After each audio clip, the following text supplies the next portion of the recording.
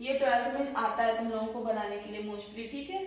ये निभाग होता है, ठीक जस्ट इसके नीचे बीज द्वार होता है। इसी से जब कोई बीज परिपक्व हो जाता है तो फूल या पुष्प बन के बाहर आता है। इसकी संरचना है। बीजांड क्या होता है? बीजांड जिस संरचना से बीजांडाशय जुड़ा रहता है उसको बीजांड व्रंत कहते हैं। ये है बीजांड व्रंत।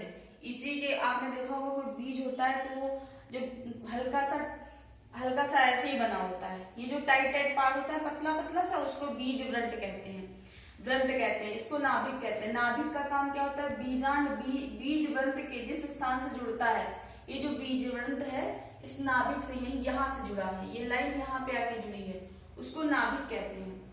और अध्यावरण क्या होता है?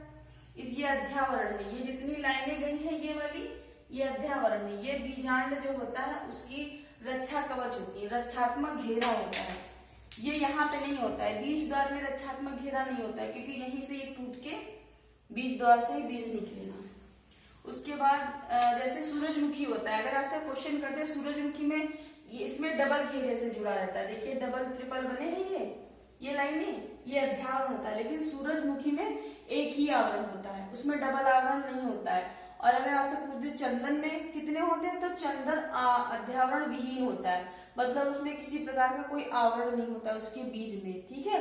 बीजांड द्वार अध्यावरण के एक स्थान को छोड़कर शेष पूरे बीजांड को जो घेरे होता है और छूटे हुए स्थान को बीज द्वार कहते हैं। इसकी ये डेफिनेशन है। फिर आगे निभाग। निभाग आपको बता चुके हैं, बीज द्वार के ठीक विपरीत निभाग होता है। ये खाली स्थान होता है, यहाँ पे कुछ नहीं होता है, स्पेस होता है।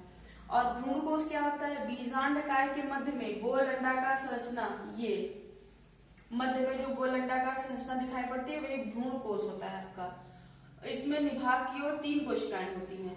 ये कोशिकाएं जो है, ये 3 कोशिकाएं प्रतिमुखी कोशिकाएं ये निभाग की ओर है, जिन्हें प्रतिमुखी कोशिकाएं कहते हैं, हमने लिख दिया है। मध्य में 2 ध्रुवीय केंद्रक होते हैं। इसके 2 ध्रुवीय केंद्रक होते हैं। बीजांड 2 सहायक कोशिकाओं व 1 अंड कोशिकाओं से जुड़ा होता है। ये सहायक कोशिकाएं, 2 सहायक कोशिकाएं और एक इसके मध्य अंड कोशिका है। इन्हीं से निषेचन होके क्रियाएं करके एक बीज बना देगा। इतना इसकी डेफिनेशन है। अब ये आप लोगों को बनाना पड़ेगा।